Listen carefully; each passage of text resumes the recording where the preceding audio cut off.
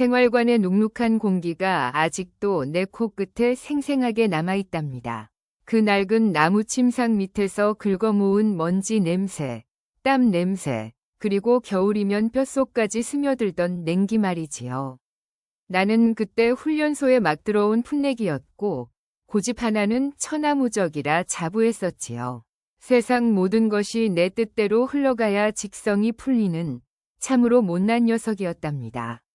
내가 그렇게 꼴 보기 싫어했던 사람이 바로 그 상병, 박달수였지요.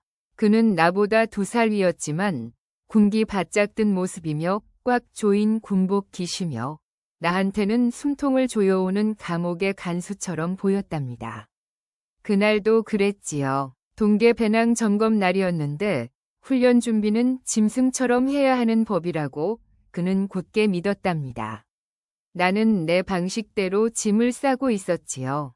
필요한 것만 챙기고 불필요한 무게는 질색이었거든요.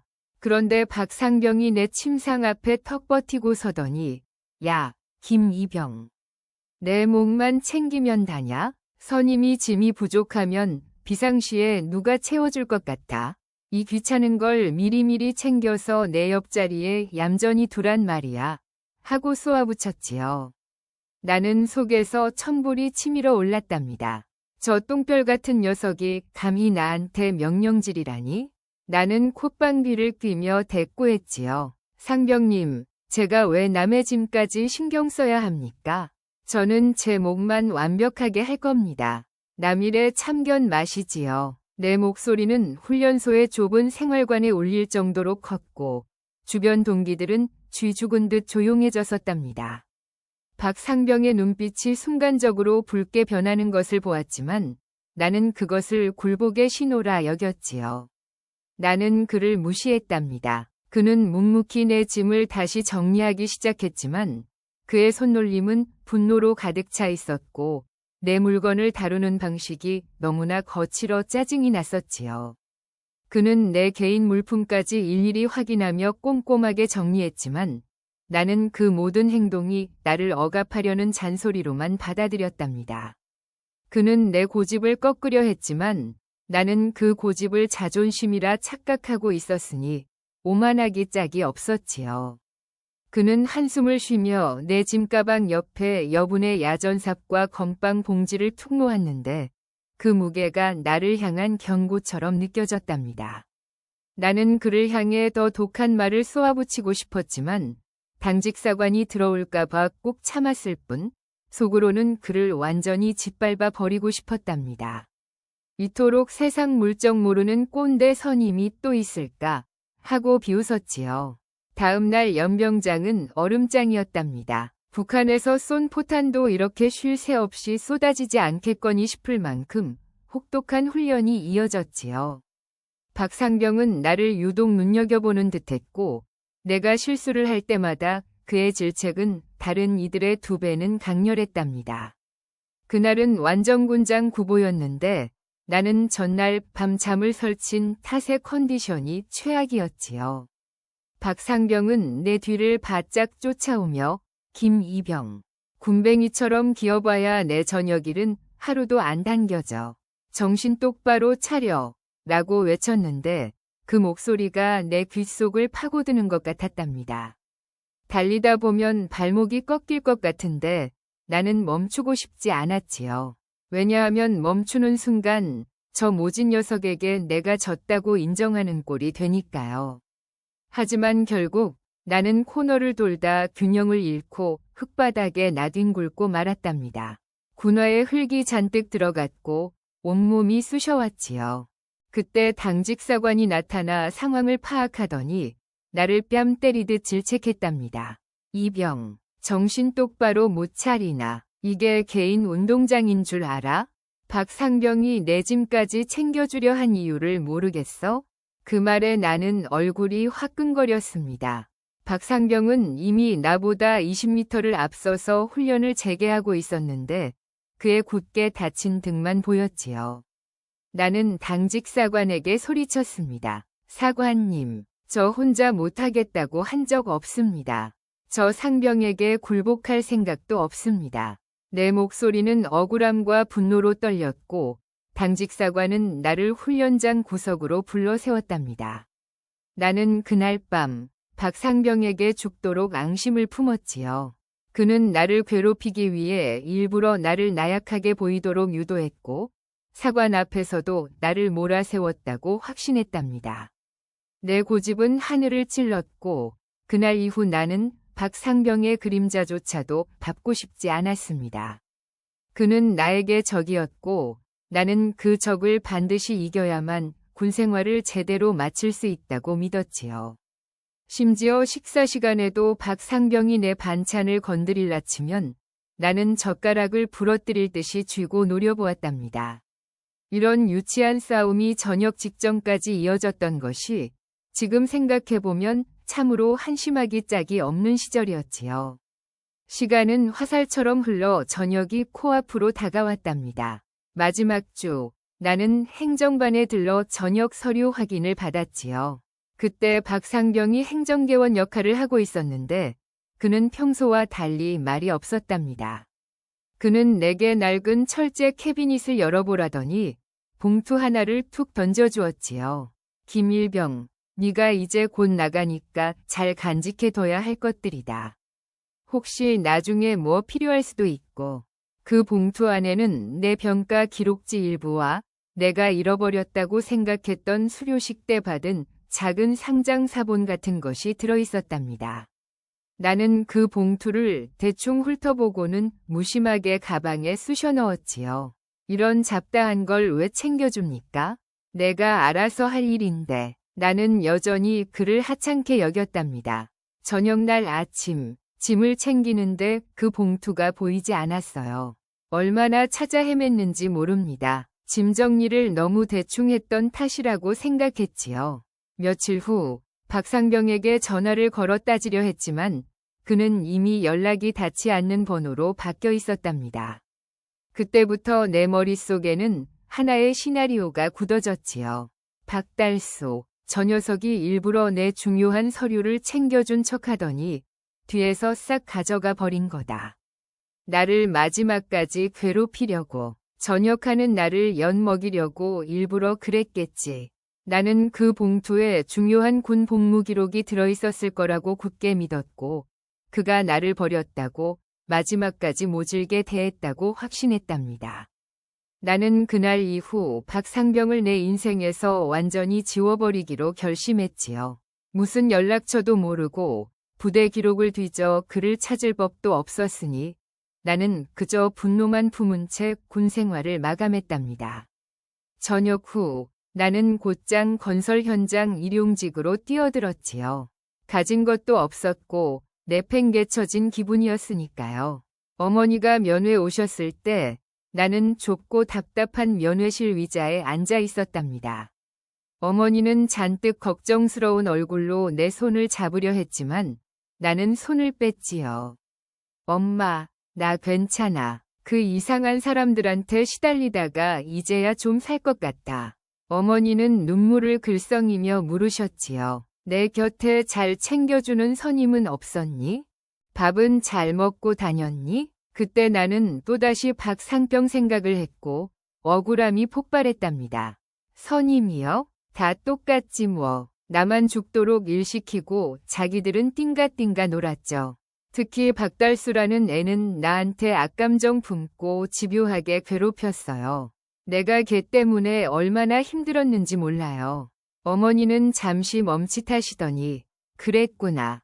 힘들었겠네. 하시며 조용히 제 손에 쥐어있던 꼬깃꼬깃한 10,000원짜리 2장을 쥐어주셨답니다. 나는 그 돈을 보며 더욱 서운해졌어요. 내가 그렇게 힘들었다고 얘기했는데 고작 20,000원이라니. 가족마저 내 고통을 깊이 이해해주지 못하는 것 같다 서러웠지요. 엄마, 나 이제 돈 벌러 갈 거야. 나한테 기대하지 마세요. 나도 이제 내 인생 살아야지. 나는 퉁명스럽게 말하고 면회실을 박차고 나섰답니다. 어머니는 그 자리에서 아무 말 없이 주저앉아 우셨는데 나는 그 뒷모습을 외면했지요. 내가 왜 그렇게 독하게 말했는지, 왜 가족에게조차 진심을 보이지 못했는지, 그때 나는 정말 이해하지 못했답니다. 그저 나를 힘들게 한 세상에 복수해야 한다는 생각뿐이었거든요. 저녁 후 한 달쯤 되었을 때 나는 박상병과 딱 한 번 만나기로 약속했었지요. 부대 근처 허름한 포장마차에서 밥 한 번 먹자고 누가 먼저 저녁할 때 말을 건넸는지 기억도 희미했지만 어쨌든 그 약속이 남아있었던 것 같았답니다. 나는 약속 장소에 2시간을 먼저 도착해서 차가운 소주잔만 만지작거렸지요. 해가 지고 밤이 깊어질 때까지 기다렸습니다. 자정이 가까워졌을 때 나는 휴대폰을 꺼내 그의 번호를 눌렀지만 전화가 연결되지 않습니다라는 기계음만 돌아왔지요. 나는 열이 받아서 그 자리를 박차고 일어났습니다. 저 자식, 나를 기만했구나. 군대에서만 징하게 괴롭히고 저녁 후에는 아예 연락조차 끊어버리는 비겁자 같으니라고. 나는 그에게 연락이 닿지 않는 이유가 나를 비웃으며 숨어버렸기 때문이라고 단정했답니다. 그날 나는 포장마차에서 술을 과하게 마셨고 만취하여 길거리를 헤매다가 경찰의 불심 검문을 당하기도 했었지요. 내 마음속에는 박상병에 대한 배신감이 뼛속 깊이 박혀버렸습니다. 나는 그가 나와의 약속을 얼마나 가볍게 여겼는지, 그리고 그가 군대에서 나에게 했던 모든 행동들이 순전히 악의에서 비롯되었다고 확신하게 되었답니다. 이 세상에 믿을 사람은 아무도 없다는 생각을 더욱 굳건히 다지게 되었지요. 군대에서의 훈련병 시절부터 시작된 저주받은 인연이라고 생각하며 나는 술에 취해 엉엉 울기도 했답니다. 몇 년이 흘러 나는 작은 인쇄소에서 잡부 생활을 하고 있었지요. 이사할 일이 생겨 낡은 자취방을 정리하는데 10년 묵은 트렁크 하나가 나왔답니다. 안에는 군대에서 입었던 낡은 전투복과 몇 권이 낡은 만화책들이 들어있었지요. 그 트렁크를 뒤지다가 박상병이 주었던 그 봉투의 파편을 발견했답니다. 봉투는 이미 찢어져 너덜너덜했고 그 안에 있던 서류들도 습기를 먹어 사가 있었지요. 그런데 그 찢어진 종이 조각 중 하나에 낯익은 글씨체로 휘갈겨 쓴 메모가 보였답니다. 내용은 이랬어요. 나중에 꼭 필요할 거다. 잊지 말고 챙겨라. 특히 그 행정병 교육 이수증은 꼭 있어야 한다. 행정병 교육 이수증이라니? 나는 그런 걸 받은 기억이 전혀 없었거든요. 그때부터 박상병의 행동이 다시금 의심의 렌즈를 통해 보이기 시작했답니다. 왜 그가 나에게 그런 잡다한 서류를 챙겨주려 했는지, 그리고 왜 그 중요한 서류를 자신에게서 훔쳐가지 못하도록 찢어진 봉투에 숨겨두었는지 말이에요. 나는 그때까지도 그가 나를 속였다고 생각했지만 어쩐지 그가 남긴 잊지 말고 챙겨라는 메시지가 낯설게 느껴졌답니다. 만약 그가 나를 괴롭히려고 했다면 왜 나중에 내가 필요할 정보를 남겨두었을까요? 나는 그 찢어진 조각을 손에 쥐고 한참 동안 멍하니 서 있었지요. 내 고집 때문에 그가 남긴 마지막 배려의 손길을 놓쳐버렸다는 생각에 가슴 한구석이 욱신거리기 시작했답니다. 하지만 아직도 나는 확신할 수 없었기에 그 찢어진 조각을 사진으로 찍어두고는 다시 봉투 파편을 깊숙이 넣어두었지요. 시간이 또 흘러나는 다른 회사로 이직을 했고 경력이 좀 쌓여 비교적 안정적인 사무직으로 일하고 있었답니다. 그때 군대 동기 중 한 명이 나에게 연락해 왔습니다. 그는 술자리에서 박상병 이야기를 꺼냈지요. 야, 너 혹시 박달수 그 녀석 소식 들었냐? 걔 전역하고 나서 너한테 되게 미련을 많이 가졌었다더라. 나는 코웃음을 쳤습니다. 미련? 그 자식이 나한테 남긴 거라곤 억울함과 배신감뿐인데 무슨 미련이요? 동기는 고개를 저으며 말했지요. 네가 오해하고 있는 것 같아서 말인데 걔 전역하고 얼마 안 가서 너랑 연락이 끊겼다고 엄청 힘들어했었어. 그런데 네가 나중에 군대 전역 후 일자리를 구할 때 필요하다고 박상병이 내 퇴직금 관련 서류를 좀 챙겨주고 갔다는 소문이 돌았었거든. 네가 갑자기 연락이 끊겨서 그 서류를 어떻게 해야 할지 모르겠다고 하더라. 퇴직금이라니? 나는 그 말을 듣고 정신이 번쩍 들었답니다. 나는 박상병이 군대에서 나갔을 때 내 마지막 급여나 작은 보상금 같은 것을 가로챘다고 무의식 중에 생각하고 있었거든요. 그래서 나는 현재 다니고 있던 회사 인사과에 연락해서 내 전역 당시의 최종 급여 명세서와 퇴직 관련 서류를 요청했습니다. 이 과정이 꽤나 복잡했답니다. 전역한 지 10년이 훌쩍 넘었으니 기록 보관 기간이 지났을 수도 있었거든요. 나는 행정 절차를 밟으며 온갖 서류를 떼어내고 본인 확인 절차를 거치느라 며칠을 허비했지요. 인사과 직원은 전산 기록을 뒤지는 데만 한참이 걸렸고 결국 팩스로 오래된 자료를 보내주었답니다. 그 팩스를 받은 순간 내 손이 부들부들 떨렸습니다. 나는 그것이 박상병이 내 돈을 가로챘다는 증거가 될 것이라 확신했거든요.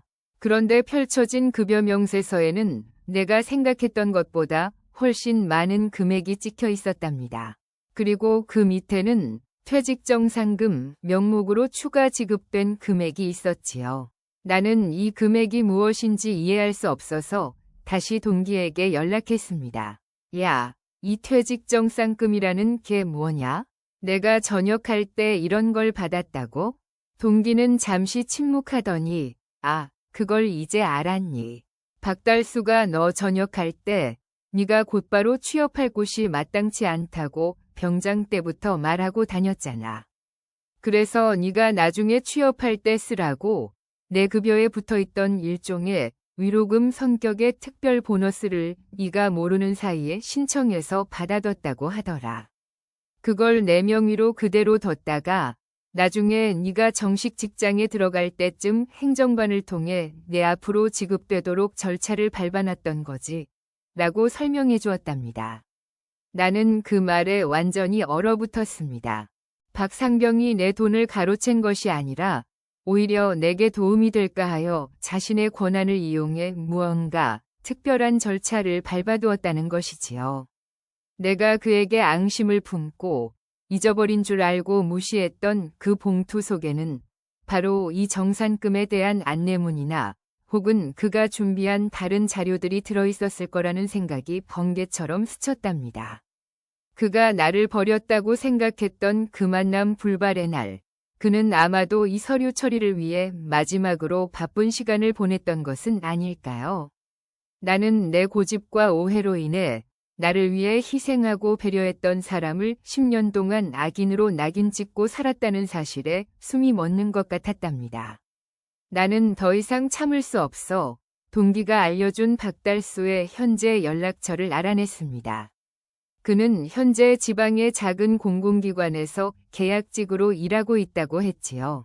나는 곧장 그가 사는 동네로 향했습니다. 차비가 없어서 기차표를 끊는데 한참을 고민했지만 내 안의 후회와 죄책감이 그 어떤 경제적 어려움보다 더 무겁게 나를 짓눌렀답니다. 며칠 밤낮을 꼬박 달려 그의 집 앞에 도착했을 때는 이미 해가 저물고 있었지요. 낡고 작은 2층짜리 단독주택이었습니다. 창문에는 얇은 커튼이 쳐져 있었고 인기척이 느껴지지 않아 심장이 덜컹거렸지요. 나는 현관문 앞에 서서 10분 넘게 망설였답니다. 이 모든 것이 오해일 수도 있지 않습니까?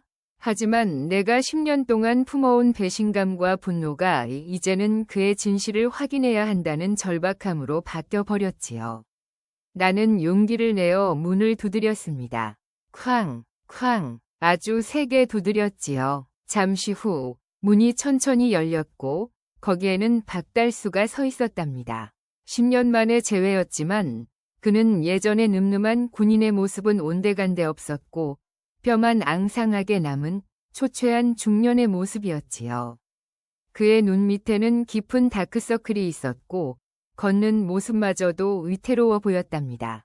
박달수, 너 이 녀석. 나는 격분한 목소리로 그를 밀치고 집 안으로 들이닥쳤습니다. 네가 나한테 무슨 짓을 한 건지 알아? 10년 동안 내가 널 얼마나 증오했는지 알아? 내 돈을 가로채고 나를 속이고 약속도 어기고 너 그 쓰레기 같은 짓을 왜 한 거야? 나는 그를 향해 삿대질을 하며 모든 분노를 쏟아냈습니다. 그는 아무런 방어도 하지 않고 그저 바닥을 내려다보며 흐느낄 뿐이었지요. 김이병. 아니, 이제는 김씨시겠죠. 제가 다 잘못했습니다. 정말 죄송합니다. 그의 목소리는 쉰 목소리였고 그가 무언가 숨기고 있다는 강한 느낌이 들었답니다. 나는 그의 태도가 너무나 순순해서 오히려 더 화가 났습니다. 죄송하다고? 그걸로 10년의 내 분노가 풀릴 것 같아. 네가 나한테 남긴 그 찢어진 종이 조각, 그거조차도 날 갖고 놀려고 한 거 아니야? 네가 내 인생을 망쳤어. 나는 그를 향해 짐가방을 던지고 싶을 정도로 미친 듯이 소리쳤습니다. 그는 고개를 들지 않았고 마치 내가 쏟아내는 모든 비난을 온몸으로 감수하려는 듯 보였답니다. 격렬한 언쟁 끝에 저는 더 이상 말을 잇지 못하고 거실 바닥에 주저앉아 울음을 터뜨렸습니다. 저는 그에게 복수를 하러 왔지만 막상 마주한 그는 제가 상상했던 악인의 모습이 아니었거든요. 박상병은 천천히 안방으로 들어갔다가 낡은 서류 가방 하나를 들고 나왔습니다. 그는 힘겹게 걸어와 내 앞에 털썩 주저앉았지요. 그의 손에는 얇게 바랜 서류 뭉치가 들려 있었답니다. 김씨, 다 들어보세요. 제가 변명할 생각은 없어요. 하지만 오해를 풀 건 풀어야지요. 그는 내게 그 서류 뭉치를 내밀었답니다. 나는 떨리는 손으로 서류를 받아들었습니다. 그 안에는 내가 전역할 때 행정반에서 받았던 것과 똑같은 하지만 훨씬 더 자세한 내용이 담긴 급여 명세서 사본들이 있었지요. 내가 확인했던 그 퇴직정상금에 대한 상세 내역이 적혀 있었는데 금액의 출처가 명확히 기재되어 있었답니다. 그것은 부대 자체적으로 운영하던 장기복무 우수자 지원금 명목이었는데 박상병이 병장 때 이미 이 제도가 있다는 것을 알고 나의 미래를 위해 자원하여 신청서를 제출했던 것이지요. 군에서는 개인정보 보호 규정상 전역자에게 직접 지급하지 않고 전역 후 취업하여 4대 보험이 등록되면 해당 기관을 통해 지급되도록 절차를 밟아두었답니다. 하지만 그것만이 아니었어요. 그 서류 뭉치 밑에 얇게 접혀 있던 또 하나의 서류가 제 눈에 들어왔습니다. 그것은 3년 전 작성된 것으로 보이는 병원에서 발급받은 진단서와 소견서들이었지요. 진단서에는 후도암 초기 소견이라는 단어가 굵은 글씨로 찍혀 있었답니다. 그리고 그 옆에는 박상병의 이름으로 된 보호자 확인서 같은 것이 있었지요. 그 보호자 확인서에는 본 환자의 보호자로서 모든 치료 과정에 동의하며 관련 정보 열람에 동의함이라고 적혀 있었는데 그가 서명한 필체는 바로 내가 생활관에서 보았던 그 삐뚤빼뚤한 글씨체였답니다. 그때 10년 전 내가 그에게 앙심을 품고 면회온 어머니에게 독서를 퍼붓고 약속 장소에서 그를 기다리다 배신감에 몸을 떨었던 그 모든 순간들이 필름처럼 스쳐 지나갔지요. 그는 나를 괴롭힌 것이 아니었답니다. 그는 암 투병을 시작하기 전 혹은 투병 중에도 나를 챙기려 했던 것이지요.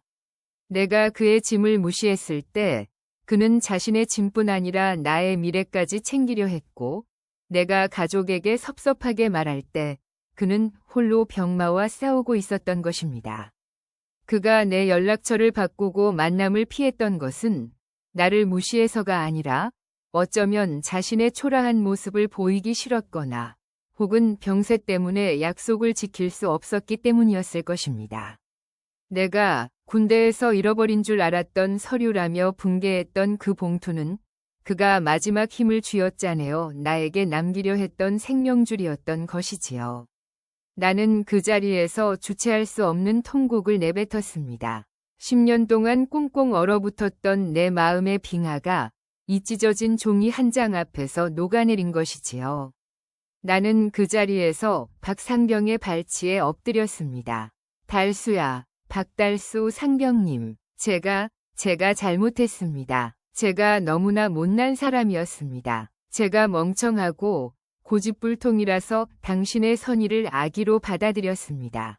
당신이 저를 위해 이 모든 걸 준비하고 홀로 병마와 싸우는 동안 저는 당신을 악인으로 몰아세우며 복수심에 불타 살았어요. 내 울음소리는 마치 짐승의 울부짖음 같았답니다. 나는 그의 뼈마디만 남은 손을 붙잡고 놓아주지 않았습니다. 그의 손을 잡자 그 손에서 느껴지는 뼈의 차가움과 가느다란 떨림이 저의 죄책감을 더욱 깊게 만들었지요. 당신이 준 돈을 갖고 나는 엄마에게까지 모질게 굴었습니다. 당신이 그 춥고 냄새나던 생활관에서 나한테 군화끈을 매는 법을 가르쳐 줄 때 그것이 나를 통제하려는 술수가 아니라 내가 나주에라도 제대로 살아가라고 가르치려 했던 거였군요. 다 제가 오해했습니다. 나는 한참을 그렇게 울었습니다. 박상병은 아무 말 없이 내 머리를 조심스럽게 쓰다듬어 주었답니다. 그의 손길은 여전히 따뜻했고 10년 전 그 훈련장에서 나를 독려하던 그 따스함 그대로였지요. 그는 지친 목소리로 말했습니다. 김씨, 너무 자책하지 마세요. 그게 군대 아닙니까? 나도 이병에게 너무 모질게 했으니 우리 서로 잘못한 겁니다. 이제라도 이렇게 만나서 다행이에요. 그 급여 정상금, 당신이 필요할 때 쓰라고 남겨둔 건데 내가 일이 아플 줄은 몰랐어요. 며칠 후 박상병은 입원해 있던 병원의 병실로 옮겨졌습니다. 나는 모든 일을 제쳐두고 그의 곁을 지켰답니다. 의사는 그의 상태가 매우 위중하며 앞으로의 치료가 길어질 것이라고 담담하게 말했지요. 나는 그에게 미안함과 고마움을 동시에 전했습니다. 달수 씨, 이제부터는 내가 당신 곁에 있을게요. 내가 당신의 보호자 역할을 다 할 겁니다. 내가 그동안 당신에게 갚아야 할 빚이 너무나 많아요. 군대에서 당신이 나에게 가르쳐준 모든 것들을 이제 내가 당신에게 되돌려줄 차례입니다. 나는 병원 행정실을 찾아가 정식으로 후원인 및 보호자 등록을 마쳤습니다. 복잡한 서류 절차와 동의서 작성은 기본이었고 특히 투병 기록 조회에 대한 개인정보 열람 동의서까지 꼼꼼히 작성해야 했답니다. 나는 그의 곁을 떠나지 않았고 그가 필요한 모든 것을 챙겨주었지요. 그는 희미하게 웃으며 제 손을 잡아주었습니다. 이제야 좀 마음이 놓이네요. 김씨 덕분에 이렇게라도 웃을 수 있겠습니다. 그의 병세가 어느 정도 안정화되었을 때 우리는 우리가 군대에서 함께 꿈꿨던 일을 시작하기로 했답니다. 박상병은 전역 후에도 퇴직군인들을 위한 복지 지원 업무에 관심이 많았고 나 역시 사회생활에서 겪었던 부당함 때문에 그런 일에 뜻이 있었거든요. 우리는 함께 퇴역군인회관에 찾아갔습니다. 그곳의 담당자와 상담을 위해 여러 절차를 거쳤는데 신원 확인부터 시작해서 관련 자격증 유무, 그리고 추진하고자 하는 사업계획서 제출까지 정말 서류 전쟁이었답니다. 우리는 그곳에서 우리의 경험을 살려 젊은 세대들이 겪는 군 복무의 어려움과 전역 후 사회 적응 문제를 돕는 상담소를 열기로 의기투합했습니다. 우리는 매일같이 회관에서 살다시피 하며 자료를 분석했고 박상병은 자신의 투병 경험까지 털어놓으며 군인들의 건강관리 시스템의 허점을 지적했지요. 내가 과거에 가졌던 그 차갑고 모난 성격은 온데간데 없고 이제는 오직 박상병을 향한 묵직한 감사함만이 남아있었답니다. 그와의 동행은 나에게 새로운 삶의 의미를 주었고 10년 전 내가 저질렀던 오만함에 대한 가장 처절하고도 아름다운 속죄가 되었던 것이지요. 그 낡은 급여 명세서 한 장이 나를 지옥에서 건져 올린 구원의 증거였답니다.